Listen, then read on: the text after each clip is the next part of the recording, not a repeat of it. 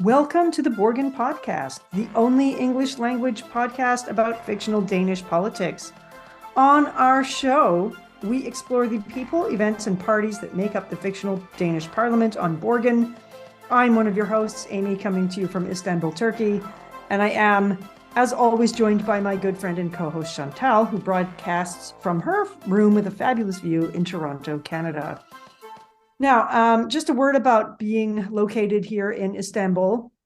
It's now about a week after the earthquake that we're recording this, that you've probably heard about in the eastern region of Turkey. And it's very devastating.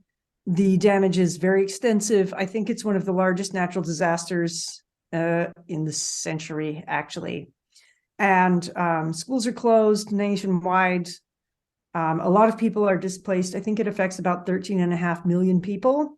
So just as an immigrant to Turkey, I've been living here for 10 years.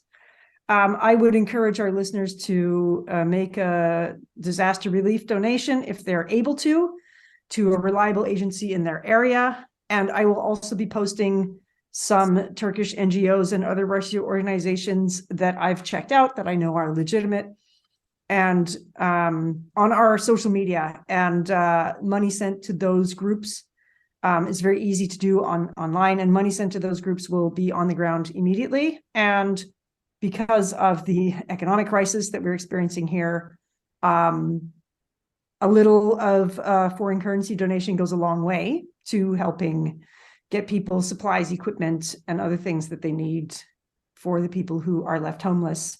And that goes for the people in Syria as well. And as we know, Syria has been suffering quite a bit in recent times. And the region of Syria, like around Aleppo and close to the Turkish border, is also very much affected by this earthquake. So any donations to organizations that you're familiar with in your area that can help in Syria and in Turkey would be greatly appreciated.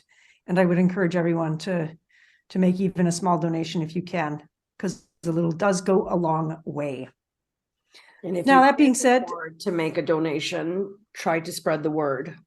Yes, absolutely. Yes. If you're not able to financially manage that, which is completely understandable, absolutely, you can also share the links that I'm going to post on our socials and raise awareness as much as possible.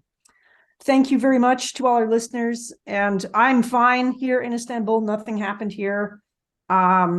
So life is carrying on, if not quite normally, I would say, but it is carrying on. So, and my condolences to everyone here who's listening, who has suffered losses in that earthquake, because it's going to be quite a few people.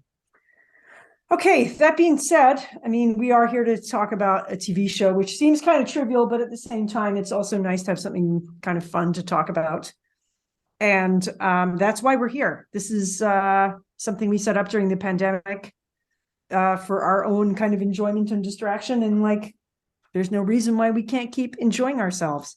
So that's what we're here to do. And we're going to begin this particular episode. We've moved on to season 3 of Borgen. So I'm going to be talking about episode 1 of season 3.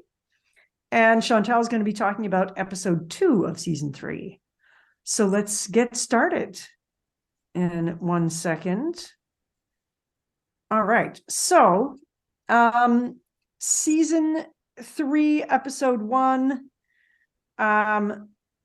opens 2.5 years after the end of season 2, where Birgitte has resigned and called an election so she can tend to Laura's issues with anxiety. And she has become a representative for a pharmaceutical company and a lecturer. And the episode opens with Birgitte giving a talk at what looks like an art gallery, taking questions, and someone asks, "You withdrew from politics. If you were PM, what would you do about some financial situation?" And she answers, "I don't answer hypothetical questions," which is exactly what I would do as PM. Then the first real scene we see, after the titles, and this episode is titled A Child of Denmark in Danish. We see Birgitte in Hong Kong. The skyline of Hong Kong dominates the scene, and Birgitte has some meetings with an English architect and is in a helicopter. Her outfit when she gets out of the helicopter is a little less buttoned up than when we saw her as prime minister. She has on these fabulous green suede pumps. Actually, I noticed the color immediately. And later in the episode, she switches back to black. And I'll talk about that when we get there. A gray skirt or a dress, I guess it is, and a black leather jacket with like a short collar, which I really like. I'm dying about that jacket. I love that jacket. And some really nice designer sunglasses. And she's working with this pharmaceutical company building in Hong Kong. And in the next scene, we see her doing some shopping in the Hong Kong market, which looks great, actually. I've never been to Hong Kong, it's not really a place I have really thought about going until I saw this episode. And I'm like, that might be cool to go there. So when she's doing some shopping, she's kind of on the phone. When she gets back to her hotel, the English architect, Jeremy, is there. And he's there for her. They are romantically involved. And this is a big change from work-driven Birgitte, as we have seen over the previous seasons. And I must say, a nice score. I don't know where the casting agents of Borgen find all these super good-looking actors to play the men in Brigitte's life. But they can they could come and work with me. I would probably be willing to audition some of their choices. That would work out.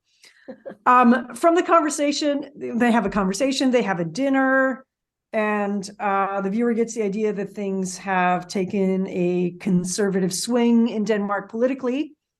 Hesselbo is the leader of the mods, and he's working.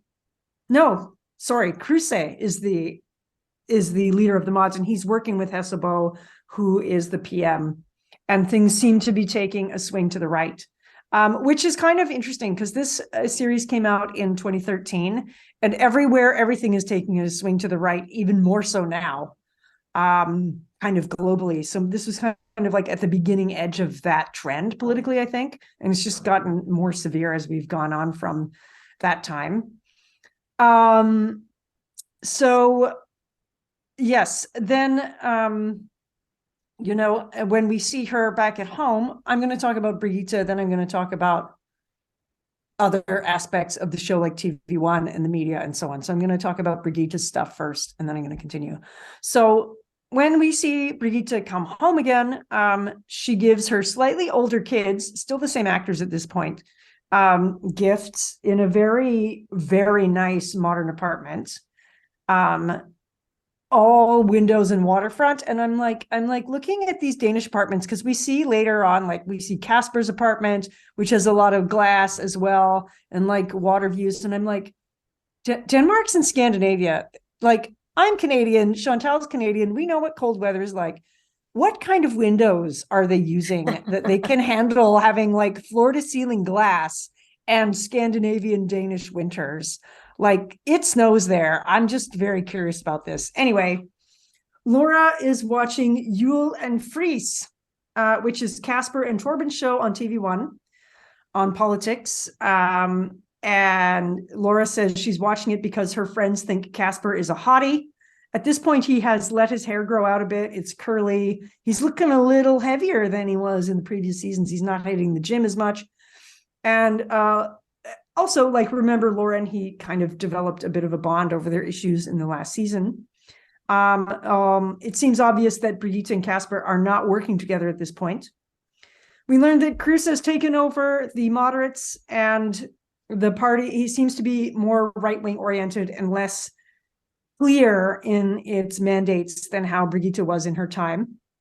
She's clearly disappointed. And in another speaking engagement we see her at, she says when asked that she wouldn't give up her principles or the Scandinavian open door models that they are used to for a minor financial deal. So they're talking about scrolling back immigration policy and so on. Okay. And when we see Birgitte and Philip at one point further on in the episode, they're friendly like always. But she asks him when we see them together how he would feel if she got back into politics. So it's something that she's thinking about in this episode. And he says he thinks it would help the moderates a lot. They discuss what role she would take an MP of foreign affairs or maybe finance, but not the leadership. So let me go further on to TV1 at this point. Okay.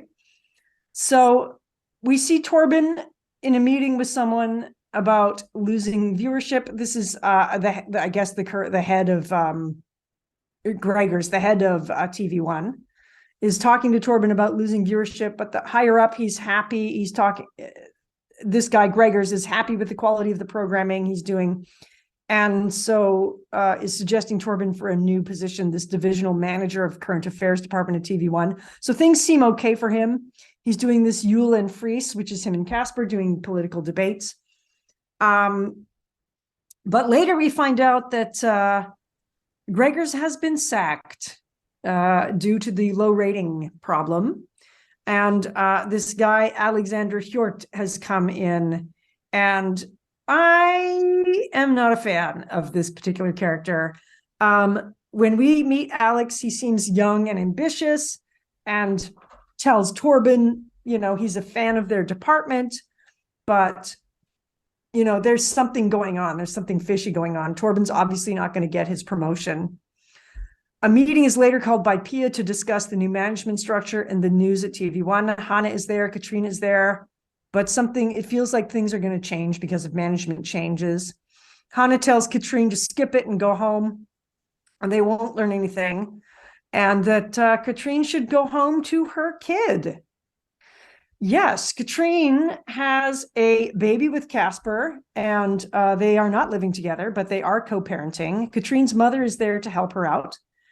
And at one point, Katrine's mother says, "Oh, you two are handling this well," but Katrine looks like maybe she doesn't think her mother believes this. I think she feels some criticism from her mother about the way she's handling things.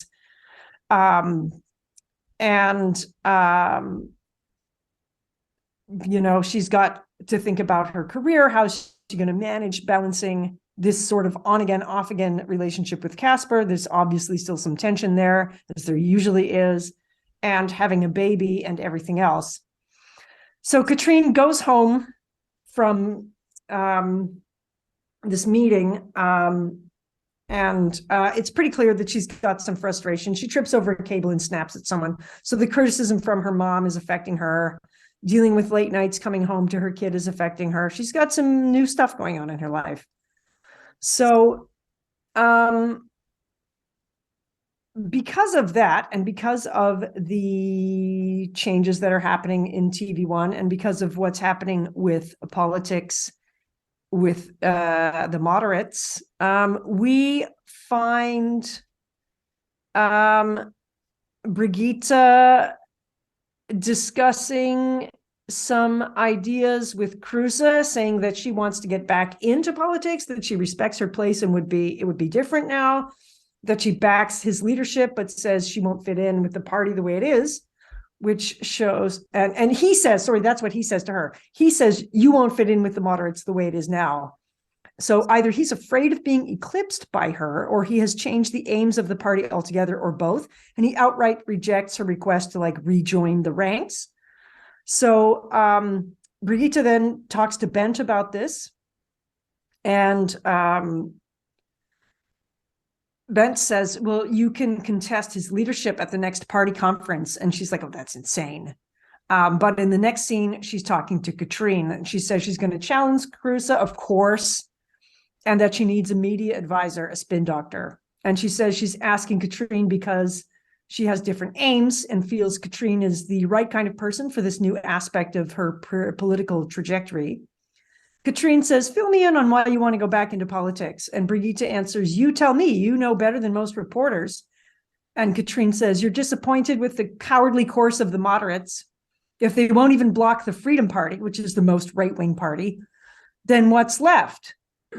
So Katrine will have to make a fast decision. She isn't supposed to discuss it, but she calls her mother, who doesn't seem to be at home when Katrine comes back.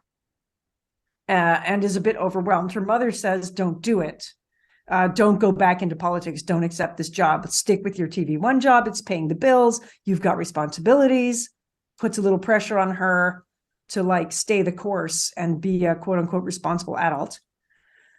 So next we see Birgitte, Bent, and Katrine strategizing how they will decide to do this move back into politics and challenge Cruise's leadership. They select Jan Berthesen as a first target to join them, to win support from and support Birgitte for this strategic move. But Birgitte says they don't always have the same point of view, but on the whole, they have the same vision for the moderates. And Bent informs her that Jan and Cruise don't get along. They have political clashes from time to time. And then when Birgitte goes back to Parliament to talk to Jan, Nette meets her at the door and brings her in because the guard won't let her in anymore. She doesn't even have like a hall pass to get in the doors of Parliament, even though she's the former PM. Yeah, and I found that hilarious actually that they carded her. They literally called her and asked her for ID, and it was a young guy working the door. And I'm thinking to myself, do you not recognize who this is? Yeah, do you work in Parliament and not know who the former PM is? It was only like two or 2.5 years ago that she was the prime minister. So I thought that was actually funny that she got. I did too. I thought that's how we meet Netta. I think she comes to the rescue and brings her upstairs and says, she's with me. She's my guest. Yeah, exactly. Yeah. And so they go in, and Netta's actually really happy to meet with her. So Jan explains that there's a lot of apathy in the party. He's happy to hear Brigitte's plan, but he has to think about things because Cruise has threatened and coerced a lot of the old party members to toe the line and follow him. And Jan gives her a good idea of the amount of support she will get, but it's not quite enough, according to what Bent thinks later. So Bent and Katrine go to work trying to get support from other members of the party, even hedging a little when necessary. Cruise has a lot of influence on the old members who supported Birgitte. Katrine says, let's break that support. And this happens by Birgitte going on TV1. She does an interview with Ulrich. She says she's coming back into politics because many Danes aren't being heard. And he asks her if she's a has-been, and she says it seems her work isn't done. There's more left to do. The interview turns things around a bit and she gets support from a district leader who has a lot of influence.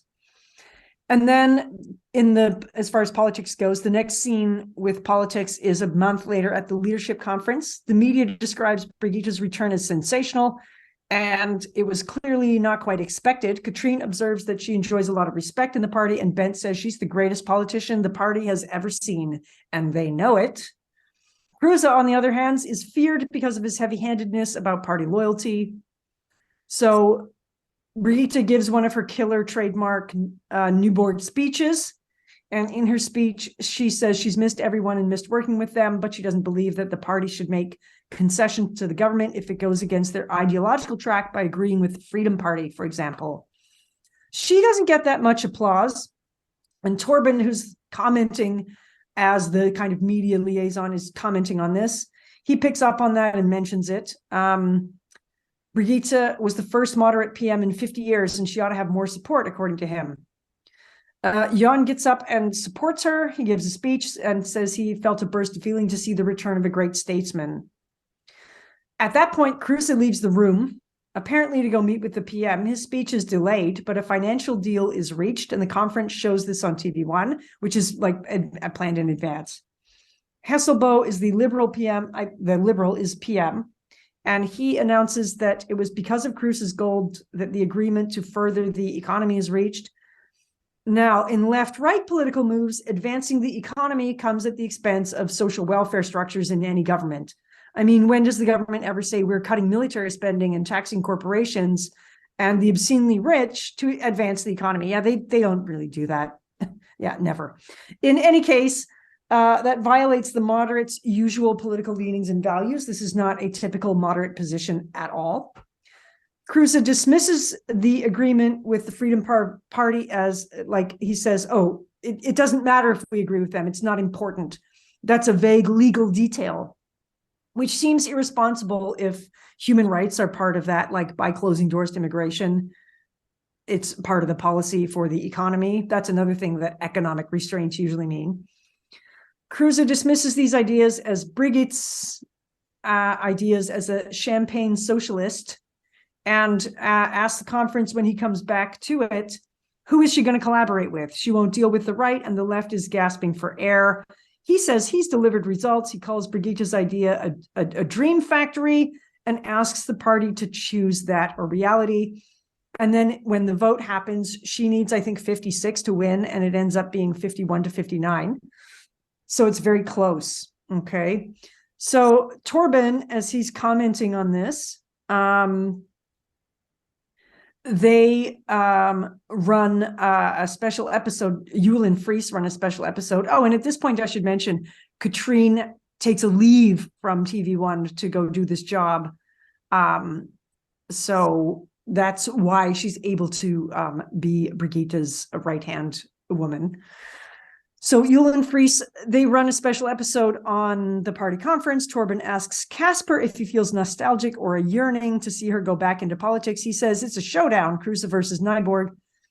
And then they show her speech. And in the aftermath of her defeat, Torben and Casper discuss it. And Casper says he can't see Nyborg, not Nyborg, Nyborg, as a rank and file party member. And Casper is so mad off camera. He goes, damn it, I thought she'd make it. And he looks really disappointed. Like he's like on air, he's really calm. He does that Casper like spin doctor thing where he's like, it's a showdown. Let's see what happens. Oh, that was very close. And then off screen, he's like, God damn it. He's so mad. He expresses how I felt. And then right after Torben and Fries go off the air, Alex steps into the scene and tells Torben he'd like to enter into a dialogue, which is a lame corporate BS way of saying, I'd like to talk to you about something important. I hate the way he uses all these kind of corporate speeches. I have a lot to say about Alex as we go into the season. Alex reveals he's all about ratings and the cost of producing a program compared to viewership. This won't be good for Torben. Alex doesn't care about news. He has no interest in it. He wants to know why news is taking up so much programming. And he basically says that like Torben's newscasts are all negative and like doom and gloom. And he wants stories about success and like uplifting stories. And I'm kind of like, dude, do you even know what news is? So anyway, that's where things are going. There's obviously a conflict going to build between the two of these two characters. And Alex kind of makes a veiled threat, like watch out, figure out how to up ratings and figure out how to change the news so that, you know, ratings go up, right? So in conclusion, at the very end of the episode, we see Birgitte looking at a disused industrial building space, which housed a former workshop for seamstresses. And in the Second World War, a Nazi collaborating locksmith, according to the guy showing it to her. It's large and run down. She wants it, she says, and she's planning something. And the guy says, oh, what are you going to use this space for? Then he takes a phone call and she says to herself and to the viewer, it will house a new party. So that's what her direction and return to politics will be, a new party altogether. If the old one has left itself by the wayside, reinvention may be the only way to go. And that's the opener of season 3. So kind of a little bit of a setup for how things play out in the next few episodes.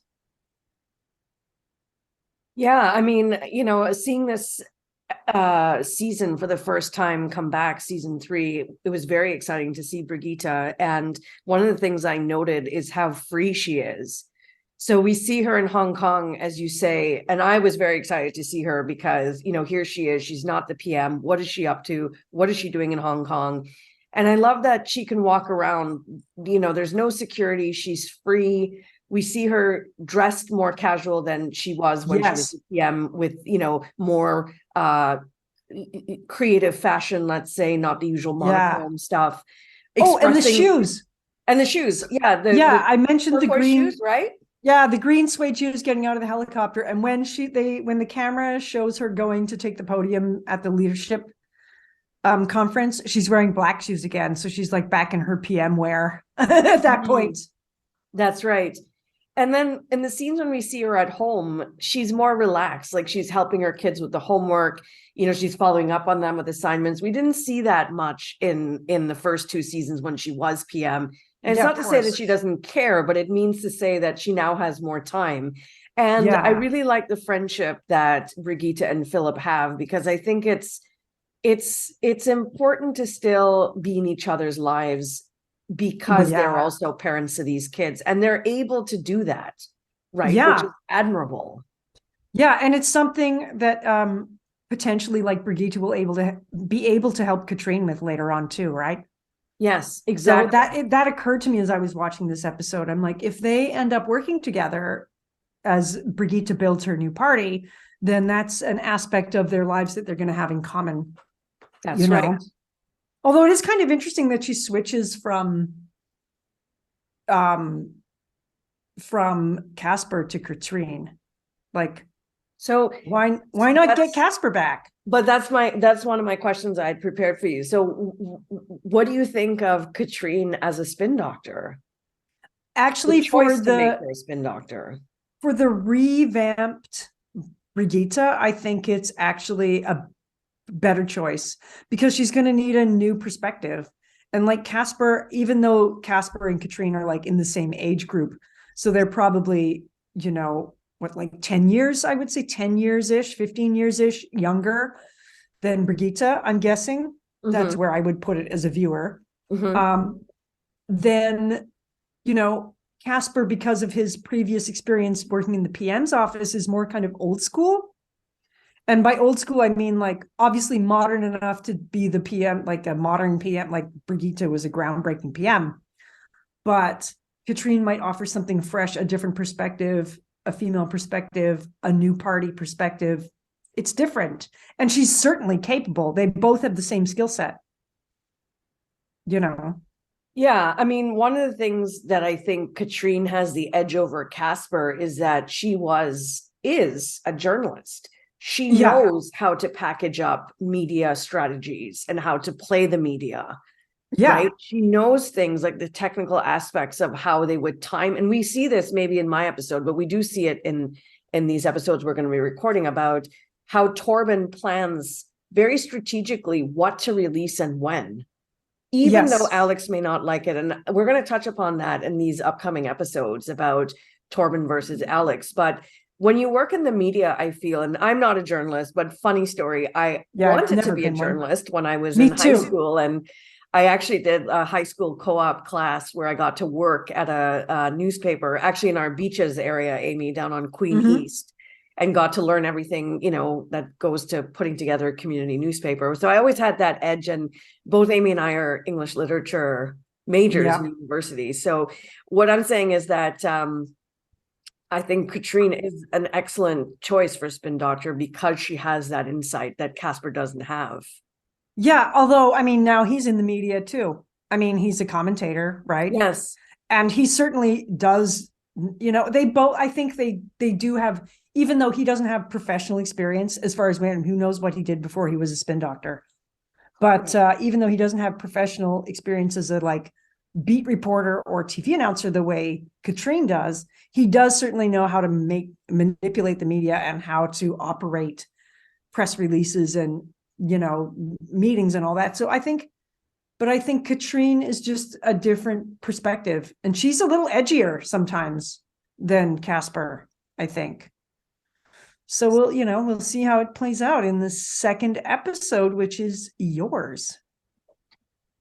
Yes. Okay. So let's get to it. So it opens up with, as Amy was saying, Birgitte's apartment. We both noted how beautiful it was with these floor to ceiling windows and the body of water behind. It opens with Bent, Birgitte, and Katrine in her living room, in Birgitte's living room. It's morning time, and Birgitte is wearing glasses and an emerald green top. She's reviewing some recent business expenses that Bent and Katrine have made. And Birgitte is talking to Katrine about her salary and severance pay joining the party. And as I always note, I like to know how much people make. So it's 100,000 Danish kroner, which actually in Canadian dollar a few days ago when I did the comparison in preparation for this episode is only $19,600. So 19,000 and a half, let's say, which is not a lot of money at all. That is not like if you lived in Toronto, that is not enough money to pay your bills. But then I noted it to myself that, her salary at TV1 was high. So she must be using savings to live off of that with this 19,500 a year. So Ulrich comes on the TV. He's reporting for TV1 to talk about the deportation laws. The bill is a major part of the financial deal between the government and the moderates and proposes deportation of immigrants found guilty of misdemeanors. Bent thinks that it's appalling for an immigrant to be deported for slapping someone, as an example. Katrine is getting frustrated by Ulrich's technique and that he's not defining what a misdemeanor is on camera. She is suggesting from her body language, light exasperation, that this is reporting 101 and something basic, and he should have known to have defined it for the audience. Birgitte goes to TV1 in the same clothes as we just saw her in at home, the green top, and her hair is down and she's looking calm and relaxed. Ulrich starts to talk to her and ask her, "Did you lose because you've been away from Denmark too much?" She responds, "Actually, being away has given me a clear perspective on this country, and it's not a pretty picture." And she's referring to the immigration policy. Ulrich says the moderates backed a new deportation bill today. He asks her what she thinks of it, and she says it's a sad day for Denmark. People may not be aware that this gives us the right to deport immigrants for mere misdemeanors like spitting on the street or slapping somebody. He asks her what she would propose, and she says, "I want to make people aware that this is wrong. The bill would never have been passed if the Danes had been asked. One thing I do wish for in our democracy is that people have more of a say. Once again, the government is steamrolling a bill down our throat, rushed through like a thief in the night in a very calculated manner. I'm sure I'm not the only one thinking like this. I just hope that others who share my views will make themselves heard." Ulrich asks her what's next for her, and she said she's going to lead the moderates.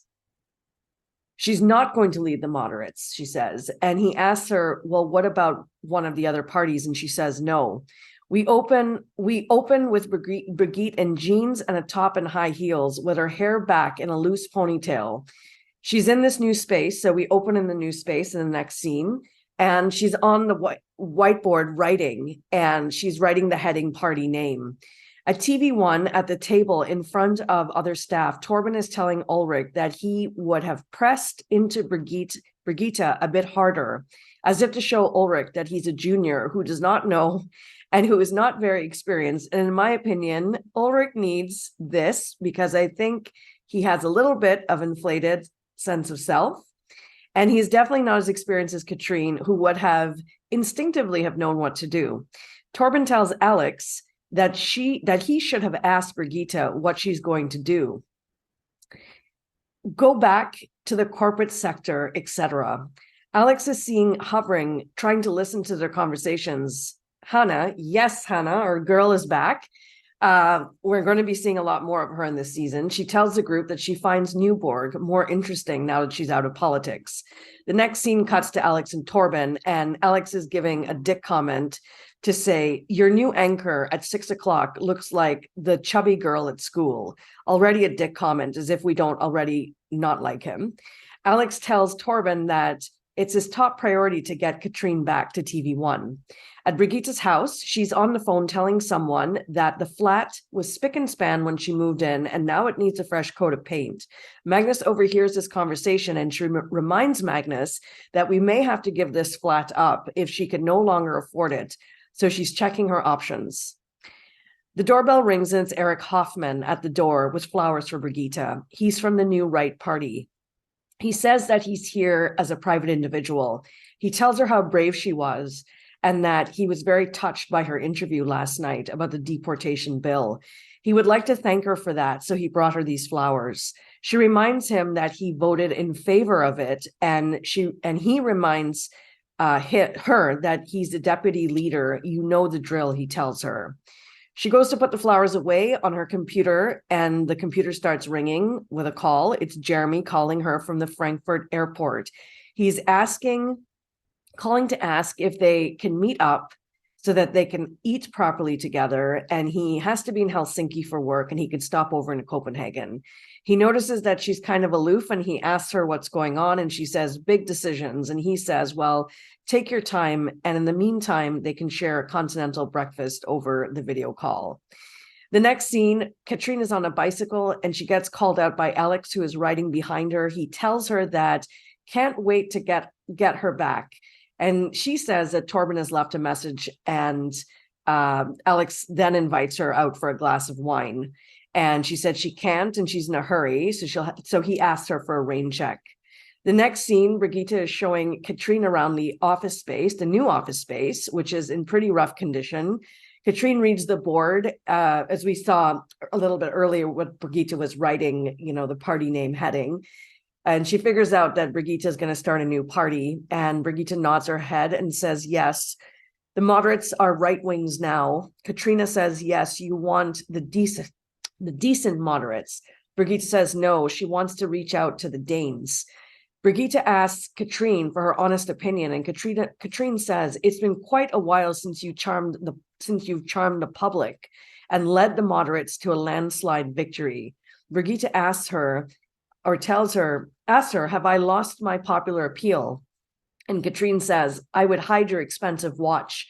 You're out of touch with the people. You want to engage and not mince your words. She asked Katrine, can I get a party up and running? And Katrine says, if you have the right people behind you. So next we see Katrine going home to her condo, and Katrine tells her mom with great excitement what's happening, that Birgitte is going to form the new party, and that Katrine is going to be a part of it, and that she'll manage regarding the money.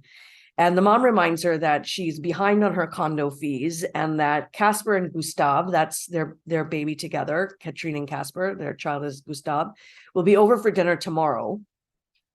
And in the next scene, as Amy said, they're co-parenting. In the next scene, we're at TV1 and Alex comes to see Torben. He's eating an apple and walking, and he's wearing a white button-up shirt, which does not look ironed, and it's not tucked in, but he has a blazer on. And he tells Torben that the management is discussing Torben's meta-narrative here at TV1. He tells Torben, you have a tendency to focus on people who have failed. Yesterday, you ran a negative story on the deportation of 3 immigrant boys, whereas TV2 focused on Hesselbo getting his bill passed, a success. Torben tells him, but it's irrelevant to tell the public about the victims of the bill. He says, but it is relevant to tell the public about the victims of the bill. He says, it's not about politics. And he asks Alex, any word from Katrine? Torben says no. And he said he's talked to Katrine, left a message, and that he thinks that Katrine is very interested. So Torben questions him and asks him if he has talked to Katrine, and he's nodded yes. And Torben is not happy and asks him, tells him, I am the head of the news division, am I not? Alex nods. Torben says, so I hire and fire people, but it's going to be difficult if management interferes in my work. And Alex says, no offense taken, and walks out of Torben's office. Next scene, Katrine is listening to TV1 News, and Simon is asking Hesselbo, the PM, about the immigration bill, asking him if the bill is not borderline a breach of human rights. Hesselbo says that it's about a public sense of justice. We have a lot of problems with our young immigrants. We welcome the well-integrated, but the rotten apples. His voice trails off as Katrine gets a knock on the front door. In the next scene, Torben is at Katrine's door.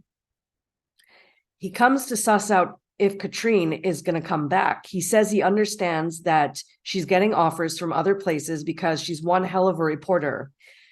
He's here to enter into a dialogue with her and maybe offer her a small raise, and that he's eager to negotiate with her. He says that he just wants her back. Katrine runs into Bent at Parliament in the next scene and mentions the new party. Bent did not previously know about it because Birgitte didn't tell him yet. So he's hearing about this from Katrine, not from Birgitte. And Bent says he is not happy. She can't be serious, he says. Katrine comes back to the office space and tells Birgitte that she ran into Bent at Parliament and told him because she thought Birgitte already told Bent. And Brigitte is surprised, but says that Bent at Bent's reaction that he wasn't happy, but realizes that Bent just celebrated 40 years of the moderates and that Cruz may have derailed him, but Bent is still part of the moderates. Katrine tells Brigitte that she wasn't thinking when she saw Bent, and Brigitte tells Katrine what being a member of a party entails. I am betraying the moderates now. That's how Bent sees it. I want him myself when the time was right. I wanted to tell him myself when the time was right. Brigitte says she wants his blessing and he will come around. The phone rings and it's Bent asking to meet Brigitte. So Bent and Brigitte meet, they're outdoors. He tells her that she saw him. He tells her that she saw him the other day. And why didn't she tell him the news? I know we lost, but give us some time to regroup. You intend to form a new party. Brigitte, that's insane. You are a former moderate prime minister. She says, I don't condone our policy anymore. He says, influence comes at a price. You paid the price as PM.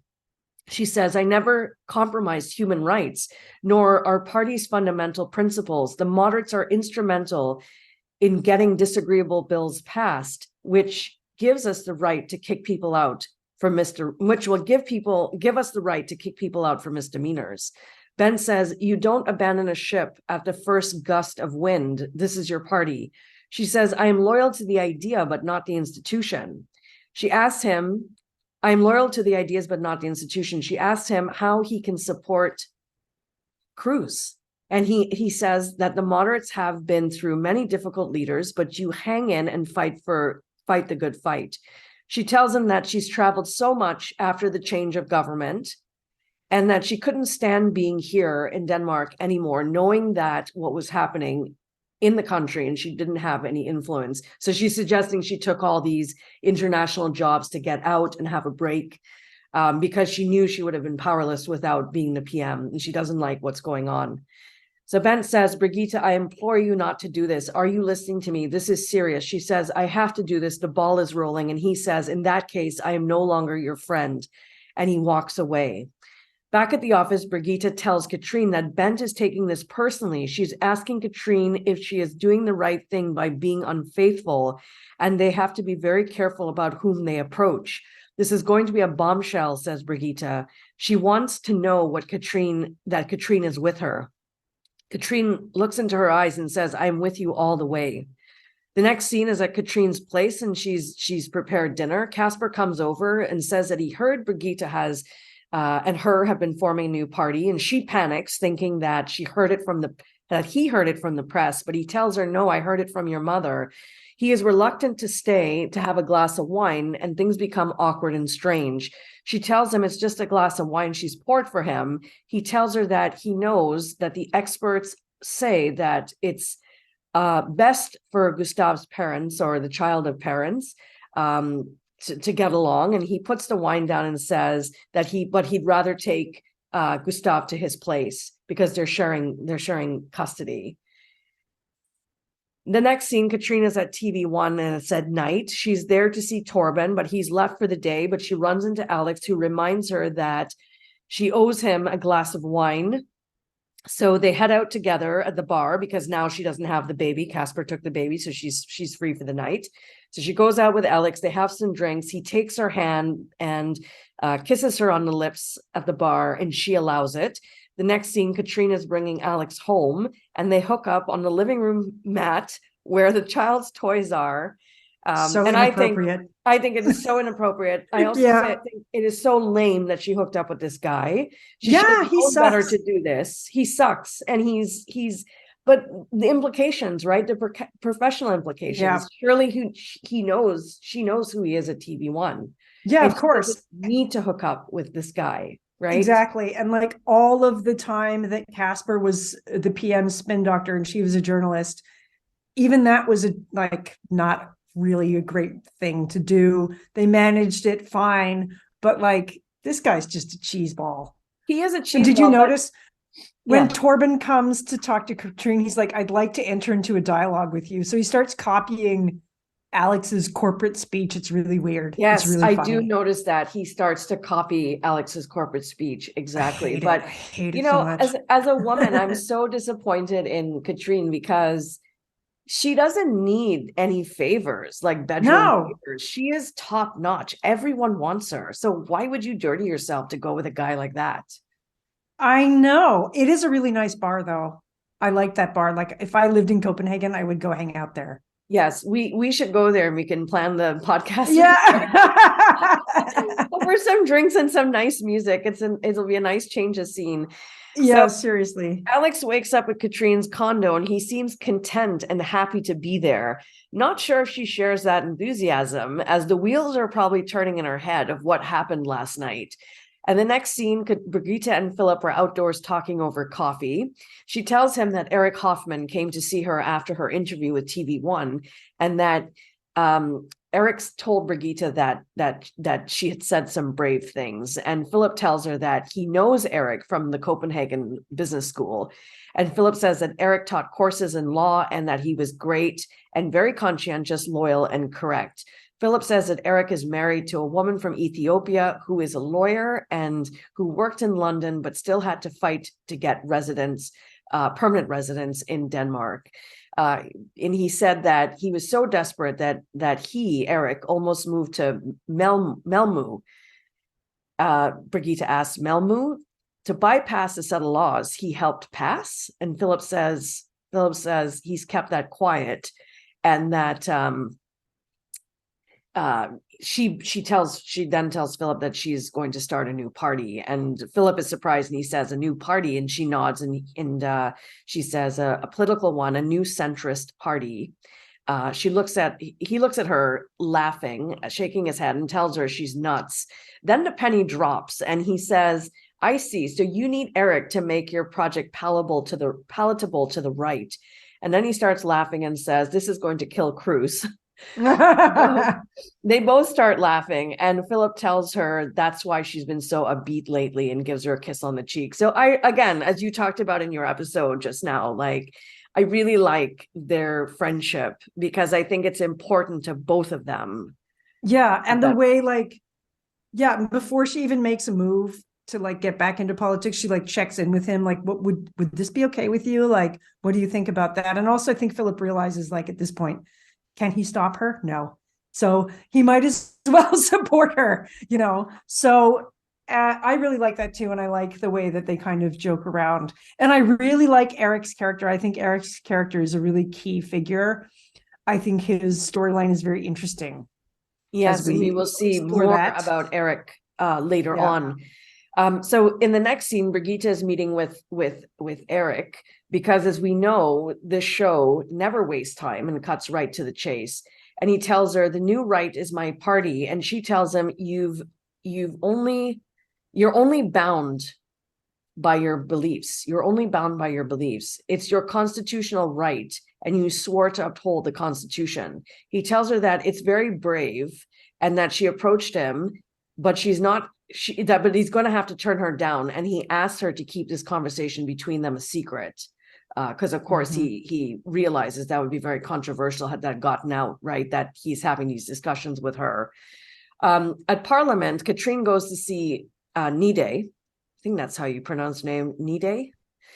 And he tells her that Brigitte Newborg is going to start a new party and asks her if she's interested in learning more. And Nida gets wide-eyed with great enthusiasm and says, count me in. The next scene, because we all love how fast the show moves, Katrine and Nide go to Brigitte's new headquarters. Brigitte invites her to come sit down, tells Nide that she's the first MP to visit them. Nide seems to be really bright-eyed and enthusiastic to be there. She clearly has great respect for Brigitte and is in awe of her. She tells Brigitte that she has not told a soul about this, not even her dog. Brigitte tells her that she can start by leaving the moderates to become an independent. Nide tells Brigitte that she does not owe them a thing and that Cruz put her on ice after the convention. She says, still, if I keep going to meetings, we'll know what's going on. Brigitte tells Nide that they approached John Bertelsen. I butchered that probably, Bertelsen, but I don't know if he's in, says Brigitte. Nide says it's good because John can't be trusted. So it's interesting that already from the get-go, we know that Nide and Jan don't get along, or she doesn't respect him, right? Yeah. We're not American. People are going to have to forgive our pronunciation. It's not always very easy in listening, at least for me, to hear Danish names. And I have a tendency, I think, to pronounce Danish words like German because I've studied German, and there's a lot of similarities between German and Danish. I think it's maybe nette, but I don't know if that's correct or not. So if anyone would like to tell us how to pronounce this gorgeous red-haired character's name, feel free to do so, because obviously we need help. Yes. Okay? So sorry. So she says to Brigitte, with respect, if you take him in, Jan is going to undermine you. He'll take over the party within a year. Brigitte looks at Katrine. Interesting. She's saying those things about betrayal, isn't it? Mm-hmm, mm-hmm. Brigitte looks at Katrine and tells Katrine, let's forget about him for now then. But we know that she's not going to really forget about him, that he will join eventually. So talking about Philip and how much we like Philip, there's now a knock on the door, and it's some delivery guys. Philip has donated some and sent over some surplus furniture from his bank. So we now know that Philip has made it in a bank now. That's where he works. And I thought it was very sweet that he decided to send some things over for Brigitte to help her out, you know? It's probably a tax write-off too, but you know. So over at TV1, Alex is listening in on Torben and Pia talking about the TV lineup, and Pia is asking if Katrine is coming back. Alex jumps in and says he talked to Katrine and he doubts whether she's coming back, and that he didn't mean to interfere with your firing and hiring work, Torben. So you could see him being a bit snippy, right?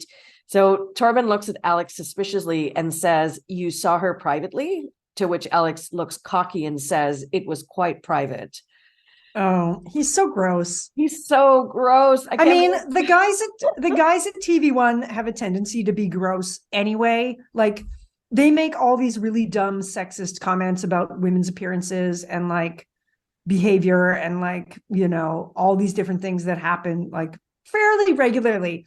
And I find it kind of disheartening, and kind of also it kind of broke my idealistic view of Scandinavian culture, where like clearly, because they're so socially progressive, that stuff must not exist, right? Of course it exists. Who of course it does. Where there's men, there's sexism. Sorry, but people are going to come at me for that. I know you're going to come at me, and it's true. I'm sorry to say, not all men. Yeah, hashtag not all men. Hashtag not all men. There you go. Of course, not all men, but like quite a few of them say stuff without realizing it sometimes, I think. That's right. But, and that gets into what we're going to be talking about in our next recording. But let me just finish up here and say that, and it's called microaggressions, and we will talk about that in the next recording. So Alex says it was quite private. Then Alex's phone rings and he has to go. Han comes and up to Torben to talk about work stuff. And without responding to her or acknowledging Han walking in the room, he says to Han that he slept with her. Han does not believe Torben and doubts what he is saying. And Torben tells her the head of programming can't sleep with a former employee. Mm-hmm. So Han asks Torben if Katrine is coming back, and Han asks aloud what Brigitte and Katrine are up to, and says that she's going to call Katrine. Torben takes his glasses off and rubs his eyes and looks exasperated and fed up, which makes me laugh. I think Torben is quite expressive. You know, he's always got these great lines, or he's frustrated, and he's very animated sometimes, which I like. Yes. I really like the way the actor who plays him shows his personality traits, actually. I think he's really skilled at the physical aspect of showing that character's point of view and thoughts and stuff. It's really, he does a really good job. Yes, and it goes to what we said in the last episode we recorded about how he's not relaxed. Yes, never. And like, you know, being very animated and angry sometimes, which is funny. So the Yeah. next scene is Katrine coming home with Gustav. Her mother notes that Katrine had company in the bedroom and asks if it was Casper. Oh God. I know, which is like so inappropriate. Cringe. Yeah, it's so cringy. Hashtag cringe. So Katrine does not answer that, but instead she tells the mother off for the mother telling Casper that Birgitte is starting a party and that Katrine is joining it. The mother is aloof and says that he is Gustav's father, completely dismissing or not understanding the professional implications of telling Casper this and not realizing he knows everyone at Parliament and he's doing the Yule and Fries show and he can't know what's going on. The mother says she thought Katrine confided in Casper, and Katrine tells the mother, when I confide in you, don't go blabbing to anyone. She tells the mother she does not understand how important this is. Later that night, Katrine has TV1 turned on to the Yule and Fries show, and they're talking about the deportation bill and that the bill has been met with heavy criticism and that they call it a legal mess. Casper says that, quote, the government doesn't want a drawn out debate over this bill because it's been rushed through. They aren't very proud of it, hence the short consulting procedure. But they have the majority, Torben said, and Torben says, as moderates delivered the deciding votes. Is the old culture radical party of intellectuals divided? Casper says, absolutely. The moderates refuse to take part in the vote. Is the new wing forming within the party after Newburgh's failed leadership election? Asked Torben. Casper says, I don't think so. Cruz has silenced the critics. Torben asks, what is Newburgh up to? Is she pulling the strings somewhere? And Casper answers, I'm not sure if Birgitte Newburgh has left the political arena. And Katrine smiles at this moment because she knows that Casper is using tact and discretion and is not going to out this personal news that the mother told him about Birgitte starting the new party. Yeah, he's absolutely. keeping it under wraps, which I really respect in Casper. And that's why he was such a great spin doctor too, because like he knew when to keep his yap shut. And Katrine and him have this history of being, journo and spin doctor to the PM. And, they have a tacit agreement that certain information won't be made public when it's not appropriate to make it so. And of course he follows that, of course, instinctually. Yes. It's not like she didn't have to tell him, like, don't say this. He knows not to say it. He knows as a professional, but also as a friend, he knows not to do the wrong thing. Right. So because he knows Brigitte almost as well as he knows Katrine in some ways. Yeah, that's right. It was a very intimate working relationship. Mm-hmm. I mean, they knew each other in and out, right? There's no way not to. Yeah. And I don't think, there's nothing ever in this episode or season, I don't think, that shows Casper not respecting Birgitte. Absolutely. Never. He never disrespects her. Yeah. Or not that I can think of, at least in the first half of the season. Few episodes. Yeah, exactly. Yeah. So the next scene is a beautiful sweeping view of her home, Birgitte's home, and she's home in an apron and she's in the kitchen cooking dinner, which we never saw her do in season 1 and season 2. Yeah. There's a knock on the door and she looks surprised. She goes to answer the door. It's Eric Hoffman. He comes in to sit down on the couch and says, I sincerely believed we had to tighten immigration laws, particularly after the irresponsible policies pursued by Labor in one minority government after the other in the 90s. People crossed our borders in hordes. We couldn't afford it, neither economically, socially, or culturally. We were peasants. We still are. But it just happens. You don't notice the constant tightening of the laws until finally we forget that the legislation is us. We are the law. The law is us.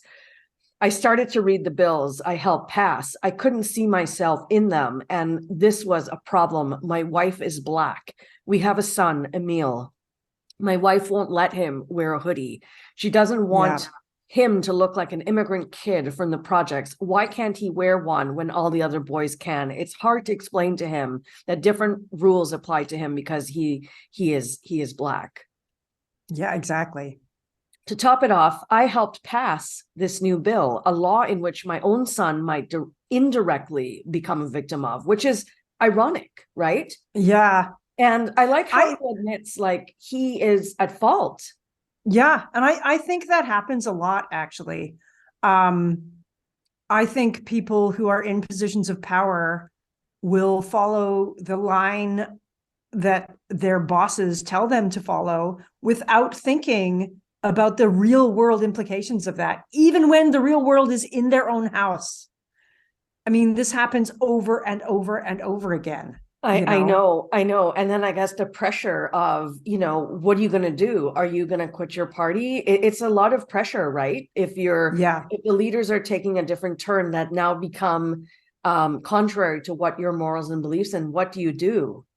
Yeah, I know. I mean, Right? I'm not I'm assuming that, like, I would assume that votes on bills in parliaments are confidential. Like, it doesn't show which individual member voted for which bill, but I don't know that for sure because I'm not a politician. And it may be different in different parliaments too, but it would be really something to have to be confronted with a bill like that. I think, as if I was in that position, I probably would say something, but I have a tendency to say things that I shouldn't. I'm a little on the Hannah Holmes side of things more than the Eric side of things when it comes to, like, self-expression, shall we say. Yeah. And I'm there too on the team Hannah side. Yeah.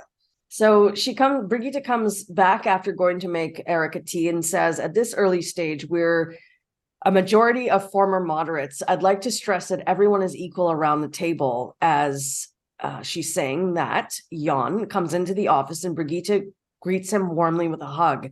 She tells Jan that she did not think he was interested, and he said he figured that he would hear her out. Brigitte tells the group that they need to define the key issues, and we need a member from the left. And she looks at Nita. Brigitte's phone rings and she tells them that she needs to take the call. So the next scene, Brigitte is at party headquarters and she's preparing coffee and pastries for two. She smiles as Bent calls her out from the front door. She smiles, but the smile swiftly fades from her face when she realizes that Bent has invited Cruz to their breakfast meeting. Bent says to her, Brigitte, we want to share some thoughts with you. Cruz makes a negative comment to say, as he looks around, this is a far cry from the PM's office. She looks at Bent and tells him, couldn't we have met somewhere else, as if to imply, why did you bring Cruz to her private secret space?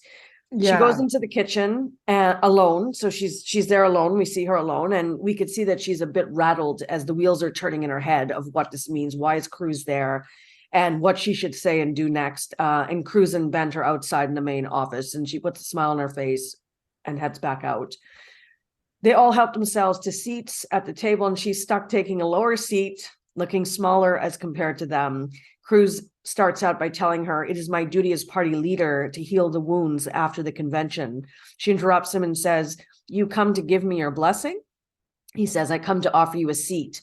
The seat you asked me for, you're an obvious candidate for the moderates, as he chuckles. Bent looks over at her and says, there's more. Jacob wants to make you the deputy leader. And she looks at Cruz and says, are we talking a shared leadership? And he says, a shared leadership with one boss. Bent says, we'll sort out the particulars, but I'm sure you can understand that this will put the moderates in a strong position. Awkward silence. And Bent says, come home. Brigitte says that this is no longer her home, and that the party she once joined the past few years, these developments have undermined the moderate project, she says. She looks at Cruz and Cruz scoffs, and she continues, the most viewed video is one of you shaking Hasselball's hand. The moderates have turned into a right-wing supporting party. Your offer implies me supporting your line, and the answer is no. Cruz says, oh, this settles it then. And he stands up and says, I hope you realize that since we no longer can work together, that makes us opponents. There's no middle ground in the current political landscape. I'm going to fight you tooth and nail, Brigitte, as he walks out. Bent remains and says her name. She interrupts him and says to him, you will have my resignation within the hour. I am no longer a member. And he stands up and leaves. Birgitte calls Katrine and tells Katrine to round up the troops and that we need to draft a press release and call a press conference tomorrow, and that the brainstorming with the team, and after some brainstorming with the team, they decide to come up with the name, the New Democrats. Yeah, which is really funny as a Canadian, because we have a party called the New Democrats, who are a slightly left, they're perceived as being left wing, by like most people. But to me, like, they're not super left. They're not Bolsheviks or anything. But like, it's really funny to see, like, oh, the New Democrats, is their color going to be orange? Yes, because that's what our party is here. Yeah, that's the New Democratic Party, the NDPs. Yeah, that's right. So we're very used to this party name. Like, it's totally familiar to us as Canadians. Yes, but we always call it NDP. They always say New Democrats, They don't say NDP. So they don't say NDP. Democrats. In my notes, I say I have New Dems written down instead of NDP, because NDP is too Canadian. That's right. And we're covering this Danish show. Yeah. So the next scene, Pia is walking into the room, telling people to gather around, that Nyborg is starting a party, forming a new party. And Pia seems to have a more dominant role in this season, which is nice. And we will see her more later this season with her own story. And we will also see her in Power and Glory, which is great. Yeah. And I like that in this scene, she's taking charge like this with the team, and she's got a lot of excellent experience and insight, and she is totally deserving to lead the team like this. She is a director of the she's a director of the newsroom. Yeah, but I like seeing more of her. So she says the phone rings now. Sorry, the phone rings, and it's Katrine calling Han to tell Han that it's true. Birgitte is forming a new party, and there will be a press release soon, and that she is the new media advisor for Birgitte. Ulrich is being pushy and out of his league as usual, and he's trying to force Torben to release this news today. And Torben says no, they don't know all the specifics yet. And I agree with Torben that it's always like Torben, even though he could be a bit of a dick sometimes, that we've established in previous episodes, that he's very thorough, right? He's not going to release nonsense or piecemeal information. Yeah, he wants a proper story. He wants a proper story, exactly. And Ulrich says out loud to everyone that I want an exclusive with Birgitte Nyborg tomorrow night in the studio, which I thought was so arrogant. You don't, Anyways, Katrine goes, we're almost at the end, and Katrine goes home to her place. It's raining outside and she's soaked. It's nighttime and it's late. She goes for a bowl of cereal, and her mom is telling her that Katrine does not seem to realize that she has a young child, and she has to understand that she can't live the same life now as she did before having a child. And Katrine gets mad and tells the mother that, you watch me like a hawk. It's totally erratic and out of line. The mother responds by saying, I'm trying to help you because your focus is everywhere else. And Katrine gets even more mad. We don't see Katrine ever really get mad, but she gets mad here, and she bangs the table with her fist and she yells, no, I do things my way. I won't make apologies for my career. The mother says, nobody is saying that you should be a housewife. Just get your priorities straight. It's hard for you to behave like a mother because you're like a child inside. And Katrine tells her calmly to go home and thanks her for her help, and that her and Gustav will manage from now on.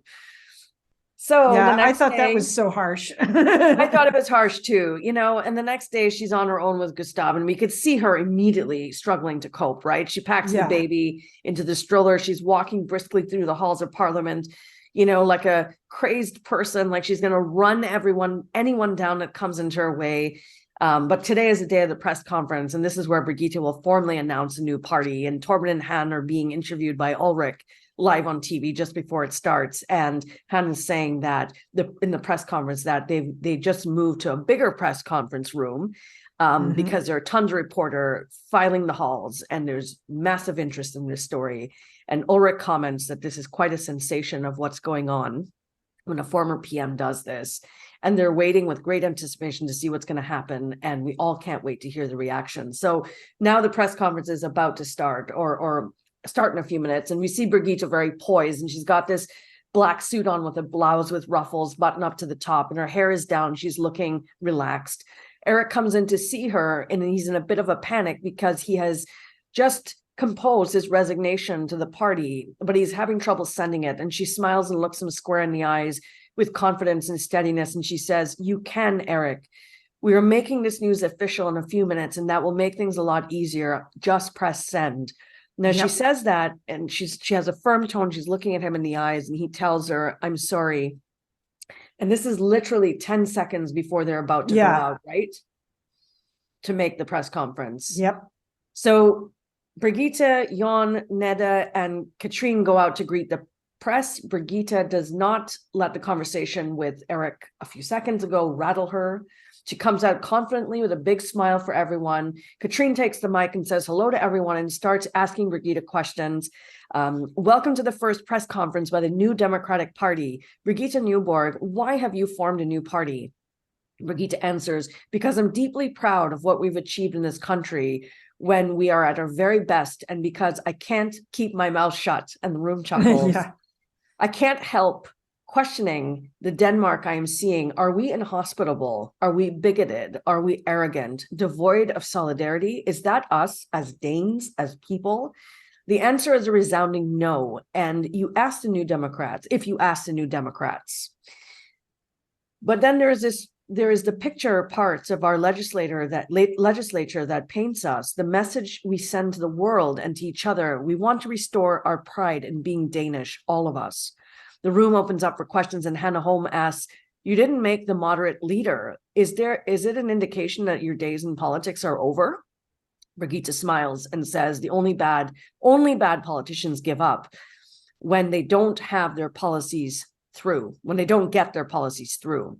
I know the media doesn't understand idealism, but at the core of this is a desire to change the world. Hannah asks another question. You look like a gang of ex-moderates no one wants to play with.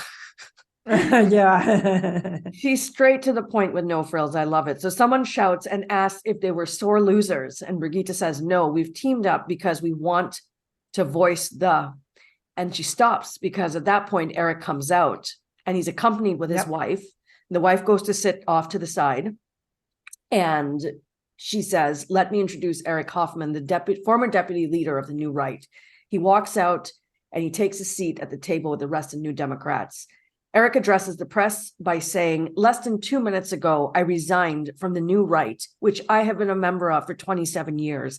It is no easy task for me nor others to leave our parties when we've been members of since we were young. Our agenda is not a petty one. We believe serious change is needed, he says firmly. I had enough when I was asked to vote in favor of a bill enabling Danish judges in this country based on the rule of law to deport citizens for the smallest misdemeanors. I can't be a part of that. Birgitte takes over and says, laws on which the Danish society is built, we are now passing more and more bills that border alarmingly on breaching the Constitution and human rights. Bills that are the waste product of political horse trades. They're rushed through because they're too shameful to discuss. People don't get to have their say. They're not just shoddy, it's undecidedly undemocratic. Democracy is a dialogue, and the dialogue is fading away. The New Democrats are going to fight to reopen the conversation. So the press conference is done. Torben goes to find Katrine to tell her, congratulations on your new job. You did great. She thanks him warmly, and Torben says to her, we'd like to extend an interview to Nyborg at 8:30 tonight. And she says they can't, and he's a bit taken aback and asks her why not. And she says, well, we gave TV2 the first exclusive, and it must appear that we are not only friends with TV1. And he stares at her and he says, you certainly have one friend at TV1, Alex Hjort. She stares at him and says back, you're out of line. He says she really disappoints him by giving TV2 that tiny bit of loyalty. And it would have been nice to tell that if he told her. Instead, she stabbed him in the back. The scene switches to Birgitte coming into the room to find Bent sitting there. And he says, your greatest political achievements have been with me by your side. She nods and says, I know. And he says he wants her to let him join her party. And she nods and smiles. True friendship, no hard feelings or judges. And now we're towards the very final scenes now. And it's with Alex and Torben. And Alex comes in to ask Torben, why did TV2 get the exclusive of Nyborg? Her media advisor is one of your employees. Successful story. Yeah. That's right. And this makes Torben feel uncomfortable. And he tells Alex, you're closer to Katrine than I am. Alex points out the narrative that the last time we saw Birgitte Nyborg in TV1, she was a loser. And here's a winner, Birgitte Nyborg, and TV2 is getting the successful interview. We've got a problem if you keep handing me loser stories. So the last scene now we see So weird. The last scene now we see Brigitte is Brigitte knocking on Jeremy's door, and she greets him warmly with a kiss. He's in Copenhagen, and it's the perfect ending to the show and to her day, or days that she had. She had a great day at Parliament today, and now she's going to be spending some time with Jeremy, and that's how the episode ends. Yeah, interesting moves. I'm when I first saw this season, I was so excited that they had a new party starting. Well, obviously I knew something was going to happen, and it's really interesting to see how it develops as far as like Eric, the character of Eric. I mean, his wife is an Ethiopian human rights lawyer. She was born in Ethiopia. She's obviously a Danish citizen at this point. So for someone on the right, I think she's a human rights lawyer. Maybe she's just a lawyer. I can't remember. I can't remember. She's definitely a lawyer, but I'm not sure. Yeah. And so it's like, maybe I'm confusing her with Amala Clooney. Like, you know, she's a human rights lawyer. So the fact that a right-wing politician would even marry someone whose African origin is really interesting. What an interesting character. And he just like towed the line of the right. But then again, as we've seen in real life, the right has become more and more right over the past few years and like maybe decade or so. So even on fictional politics, things are shifting too far to the right for some right wingers. So it's kind of interesting to see this develop, and to see this little band of core members form this new party. It's really interesting. Yeah. And it's interesting to see the rise of this corporate like tech bro speak that is bubbling up in TV1 from Alex. It's a very interesting. Yeah. And how we see Torben adopting that, right? Yeah. I'd like to take... have a dialogue with you, Chantal, about our next episode. I'd be like, who abducted Amy? Who talks like that? Speaking like this, you know? Yeah, if I ever say enter into a dialogue, you'll know like my brain's been taken over by aliens or whatever. By Alex Hjort. Yeah. So you want to open up for some discussion now about sure. This episode? So what did you think about this new Katrine, of how she is, you know, a mom and she's trying to juggle everything? And what do you think of the role of her mother? Because in previous seasons, we saw the mother in glimpses before, but not as a character. So what do you think about that dynamic? Yeah, I mean, her mom's kind of harsh to her. Like, I don't think it's really fair to say that Katrine sees herself as like a child when she's trying to advance her career. I think that's kind of nonsense. And a really low blow, actually. And because it's like, well, anybody who's kind of a more or less single parent most of the time, right? I mean, yes, her and she and Casper are sharing responsibility for Gustav, but like they're not living together. It's not like there's somebody at home to like deal with things when you're going to be running late. But when you're working in media, sometimes you're going to be late. Like that's just the way it is. So, but also like because of that harsh criticism, like, oh, you're acting like a child. You can't decide what it is you want or what your focus is. And Katrine's just like, fine, get out then. I'll deal with it by myself. I thought that was kind of a powerful thing to say. And like, an important thing for her to say, because she is going to handle it on her own. Of course she is. Like, I didn't feel that her mom was right in saying that. I thought it was very unfair. So Katrine is perfectly capable of dealing with things on her own. I take a slightly different approach than you, and it's to play the devil's advocate a bit. And I understand where the mom is coming from, because the mom is a different generation. In the mom's world, women probably did not work as much or as long as Katrine, but the mom is having a challenge accepting that this is a new generation of people and that women can have very strong careers and demanding careers.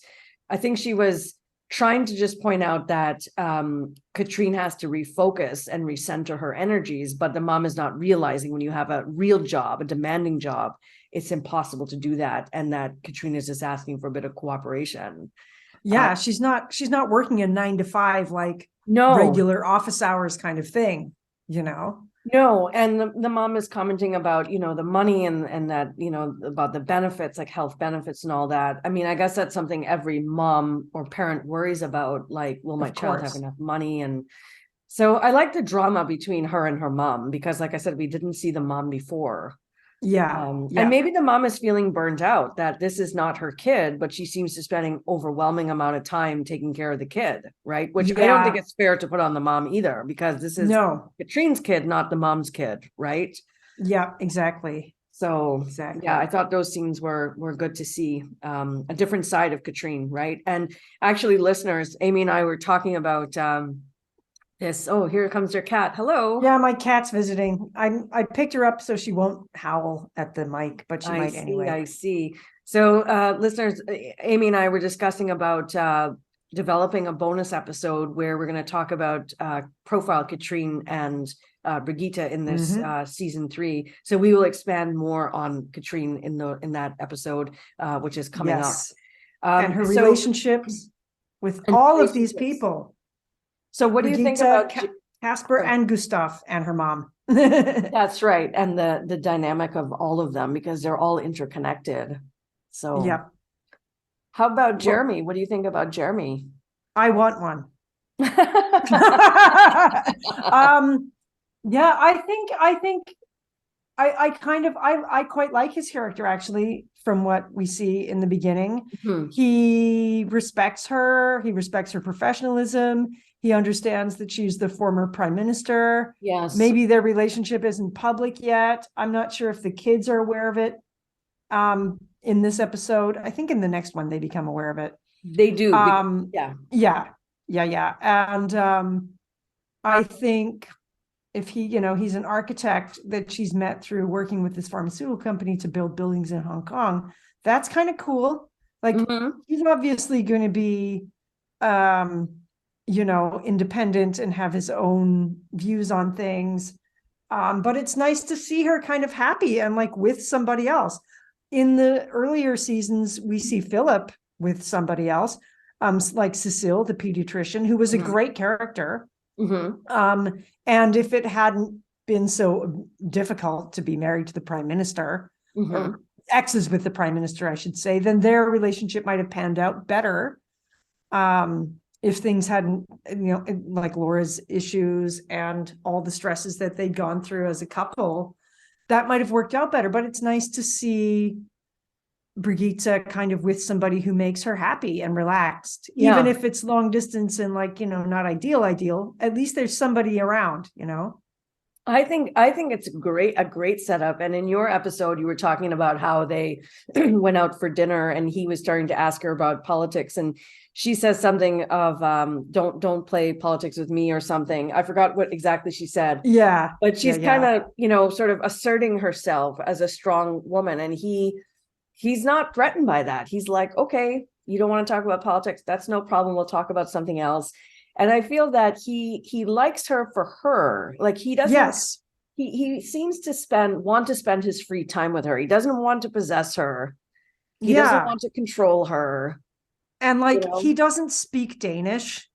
He's not from Denmark. He doesn't realize, maybe how well known she is as a public figure in her own country. Yes. The pressure of her dating somebody else from Denmark would maybe be a little bit too paparazzi hounded, like it might stir up some questions and like, people would be bothering her about it. But like, because he's an outsider, maybe it's not that bad. And I actually I believe I saw way back in the day an interview where some of the people behind the scenes that put Borgen together actually said that they couldn't make her date someone in the country for what you just said about who's going to date like, how does you go about meeting a guy if you're the ex-PM, right? Yeah, exactly. Like, what are you going to put up a profile on Tinder? Like, come on. Exactly. Or Bumble or whatever. Because no one would believe it, right? But how do you meet people when you were such a famous person? You probably have a hard time meeting genuine people. But I really like what you said too, that because he's from another country, he may not understand how big and powerful and radical she was in everything she did. And I like that, because the relationship should not be built on, oh, you're popular, so I want to date you. Yeah, exactly. Exactly. It would be like, yeah, it would be like, yeah, meeting somebody, like, for example, at my school, because I'm teaching in a private school, occasionally like kids' parents are like quite well known in the entertainment industry, like in movies, or like TV directors, or like kind of vaguely public figures. Like a Turkish person who knows about pop culture here knows who they are. But like I kind of don't, because I don't really follow Turkish Right. TV a Or you lot. didn't grow up in Turkey. So you Yeah, I didn't didn't grow grow up. up Yeah. seeing these people. Oh, they come out with albums, they do this, they do that. I mean, he knows who she Yeah. is, but he doesn't, because he's not Danish, he doesn't know the nuances of how she was treated in the news for the past couple of years. And I think it's great not to know that, because it Yeah, doesn't matter. exactly. It Yeah, doesn't like matter. once many years ago in the 90s, Winona Ryder filmed Little Women in my hometown. Remember Winona Ryder's version of Little Women? Mm-hmm. And I was with a friend of mine, and we passed her on the street, and she was with Dave Pirner, the singer from Soul Asylum. Mm-hmm. And I saw both of them, and I walked right past her to the point where our shoulders brushed. And I was like, oh, sorry. And she's like, that's okay. And she was wearing a Far Side t-shirt with bugs on it. Know your insects. And they had names like Bob, Jim, Carol under them. Okay. As the Far Side, cartoon. And I just kept walking. And my friend was like, oh my God, do you know who that was? And I was like, I've seen her before. I think maybe she's in one of my classes at the university. Like she looked kind of familiar. And Winona Ryder's quite short. Like she's shorter than I am, and I am not tall. Okay. Mm-hmm. She's tiny and super cute. And I just totally thought she was, because she's around my age. I figured she was like around the uni. And my friend goes, that was Winona Ryder and Dave Pirner. And I was like, oh, it was too. And it took me a second, but like I didn't even realize like that I was brushing shoulders with this movie star. It was really cool. It was really cool. And I didn't see her again. But I felt, I almost, like a little tiny part of me when I walked by was almost like, I almost said cool t-shirt. I almost said like, have I seen you before? Like, do we know each other? Did I meet you at a party or something? Like it was that kind of familiarity, but out of context, it is very difficult to recognize famous people, actually. Yeah. But yeah, it was just so funny. And my friend was like, yeah. And I'm like, oh, I'm glad I didn't say like cool t-shirt or whatever. Or do But I it know was, you? yeah. Or like, have we met before? And she would have been like, no. And I would have been like, yeah, okay. Well, nice to meet you anyway. Winona Ryder, I would think that that's great that there's someone that doesn't know me, because I don't want to be known 24/7. Yeah, exactly. Like it Because must be kind I of always nice. have to act, or I just want to be me with flaws and all. Like Yeah, go a person, with just a person on just the with street. a hat on and not dressed properly. I don't care. Like, anyways, Yeah. bringing it back to Borgen, Hesselbo's comment about the young Danish, about the immigrants, and how he's got to basically show a public sense of justice. We have a lot of problems with our young immigrants. I don't like that comment because it was awful, and it makes no sense, because what he's trying to imply is that young Danish citizens are perfect and they have never committed a crime. Yeah, so this yeah. statement comes across as absolutely problematic and xenophobic. Exactly. And I just thought it's just race. I mean, let's call it what it is. It's a racist comment to say like those people from those other places cause problems, but our people don't, is just racism. Yeah. Because I'm sure, I mean, I have not done this. I haven't done any research about it, but if you look at Danish crime statistics, I am sure that Danish citizens are represented in misdemeanor crime statistics. Absolutely. I don't even need to look. Absolutely. By sheer number, right? Yes. By sheer percentage of the population is Danish. By, reality as well. Like that's just the way the world is. Yeah. And we've seen problems in Toronto with like police stopping kids of color and asking them, like, not just kids, adults as well, carding them, like asking people for their IDs unnecessarily just for being somewhere doing nothing suspicious at all.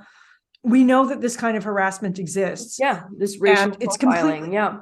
Yeah, racial profiling is completely inappropriate. And for, it's just something that makes my blood boil personally. I despise that kind of attitude. And it's just so categorically false. Yes. It's, for example, like when in America, people talk about like Mexican immigrants taking everybody's jobs and like all being drug dealers and criminals and stuff. As soon as I hear a statement that says X people, X immigrants, X group does this, I know it's false. And I know it's just bigotry. Yeah. Because statistically, probably it's equally distributed. Criminals are probably equally distributed throughout the population. Probably. I don't know for sure. I'm not a sociologist. I don't study this. But logically, if you think about anything like that for like more than 0.5 of a second, which is how long most bigots probably think about things, then you will come to realize that that's just not true. X group is never solely responsible for Y crime. Exactly. That just is not how the world works. Exactly. It's true. So infuriating. But I'll tell you a funny moment when I was preparing for this recording. I was, making my notes and stuff. And I actually had a moment where I thought, wow, what Birgitte is doing is actually very radical to start her own party. It's totally radical. Because it would be like watching Justin Trudeau after he gets out as PM and his term is done, him starting a brand new party. Like, I couldn't even think of that happening in this country, like that's very radical. Yeah. When's the last time we had a new party begin? Like when the Greens started? And that's not even a really new concept. Like the Green Party is kind of a European party concept.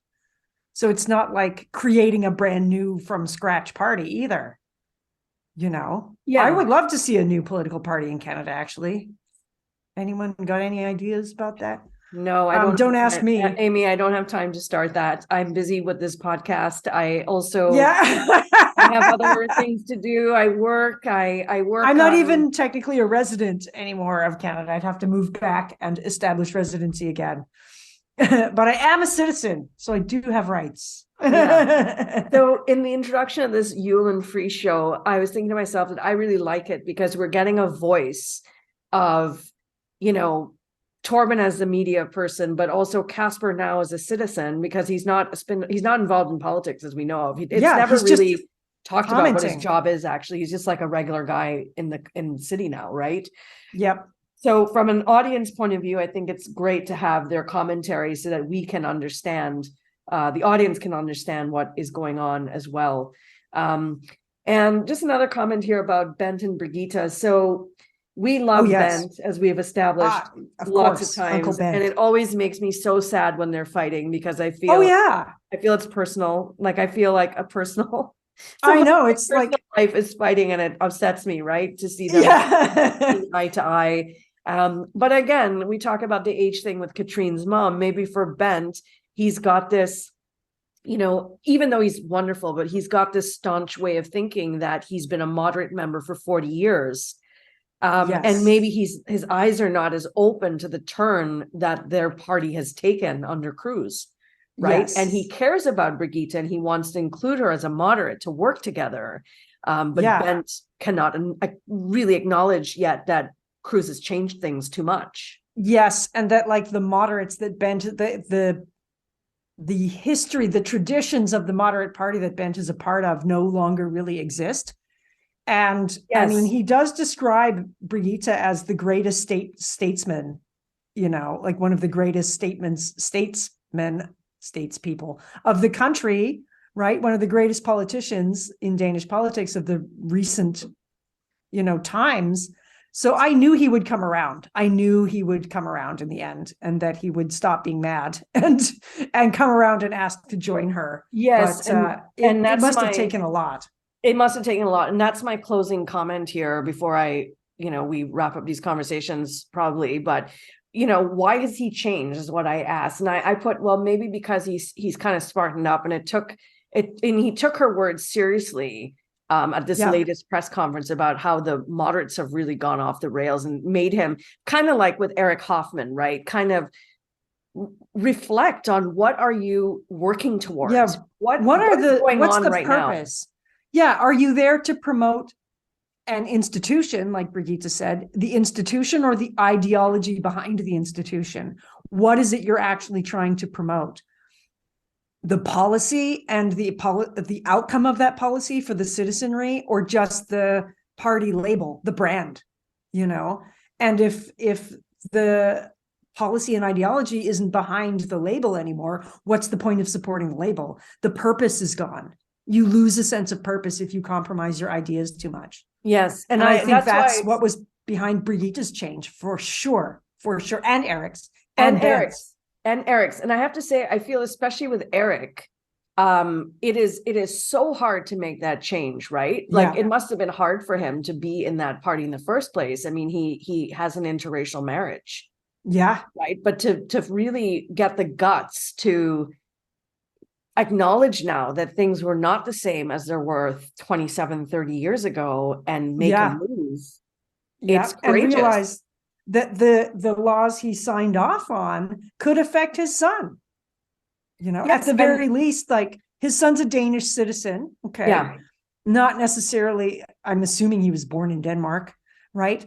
But and not necessarily the subject of deportation should he be charged with a misdemeanor, but more likely to be charged with a misdemeanor just because of the way he looks, the color of his skin. And as we talked about carding, I mean, a person could go up to him faster than they would a white-skinned person. Obviously, right? That's the reality. And Eric knows that. Yep. Ask any person of color in America. I have a friend who's African-American in Florida who is constantly concerned about that. It's like a serious consideration when going out in public. Like, but I think that's what could happen. Also something that non-Black people don't realize, that when you raise Black children, it's not about, okay, be safe at school today, only cross the road on a green light, you know, walk with your friends, safety in numbers. But you also have to teach them, do not wear a hoodie, do not put your hands in your pocket, do not, and I think a lot of people who are not Black may not even realize that. Yeah, the kind of targeting that people face. Absolutely. Yeah, absolutely. And they're not doing anything. They're just walking down the street, just like a white person is. Yeah, right? Exactly. So because of the color of their skin, all eyes are on them, which is horrible. So yeah, it's similar to men and women walking somewhere at night. Women, all the women I talk to who walk alone somewhere at night across the parking lot, from the bus stop or the train station to their house. If it's a quiet street and there's nobody around, you're on the defensive automatically. Absolutely. If somebody's behind you, you cross the street. I don't think men understand that. And some men, hashtag not all men. Not all men, And we talked about this in some previous episodes in season 2, where we both said that we are both on the alert. I'm on the alert. When I get off at night, when I get off the bus, you know, Amy, you've been here many times. Yep. You got to walk my neighborhood, my old neighborhood. The main street. You got to walk in a couple side streets to get to my place, and it's not a main street anymore. So I do look at, even though I don't hear any noises, I always look over my shoulder, because I don't constantly. Yeah, I don't want any problems and stuff, Yeah, and I live in a very large city. It's a metropolis. The official population is like 15 million people. The unofficial population here is probably more closer to 20 million people. With, like, speaking of people talking about the effects of immigration and refugees and everything, I hear those kinds of conversations here, sometimes in Turkey, about, like, Syrian refugees or Iranians or different ethnic groups who live in Turkey. There's a lot of opposition and discord between different ethnic groups here. And it's something that I never really noticed before, but it's definitely, I mean, before I came here, I didn't know about this factor. Mm-hmm. I mean, I knew there were different ethnic groups in Turkey, of course, but I didn't realize the extent to which, people kind of hold these different prejudices, and it can be really problematic and cause a lot of issues here. And it's kind of heartbreaking, actually, and especially as a teacher, when you hear young people kind of repeating things that they've heard elsewhere, it's really kind of tricky and saddening. But it's not just happening here either. I think it's happening in a lot of places. Mm-hmm. I think mean, so we will too. see. I think so what too. The future holds. Yeah. So, Amy, is there anything else you want to say about this episode before we maybe grab a little bite to eat and then come back and record episode 3 and 4? Well, I think off mics, we should enter into a dialogue about our plans for the next little while, and have a creativity meeting about our podcast. Oh, you're taking the piss out of Alex and totally his taking the piss. Corporate speech, huh? Yes. Well, we're not very corporate acting. We're very friendly and open and respect each other. So I think that's a good note to close it on. Definitely. And we will, as we said, we'll be recording a bonus episode about Birgitte and Katrine soon. We have another bonus episode planned about profiling the men of Borgen and other things. We've been planning that for a while, but we were waiting for season 3 for Jeremy to show up. Yes, so we want to have some more screen time with Jeremy before we profile him. So we see more of him. All right, so I guess I'll take us out. We'd like to thank our listeners for joining us on this episode. You can check us out on our website, The Borgen Podcast, where all of our podcast episodes are archived, and you can learn more about us and the show. We'd like to thank our good friend Garth Jensen for providing us our intro and outro music. Thank you very much, Garth. And lastly, don't forget to subscribe to us on your favorite podcast app and check us out on all social media platforms. We are there and we'd love to hear from you. Don't forget to connect with us and share what's on your mind by using the hashtag #TheBorgenPodcast or by sending us an email or voice memo at theborgenpodcast@gmail.com.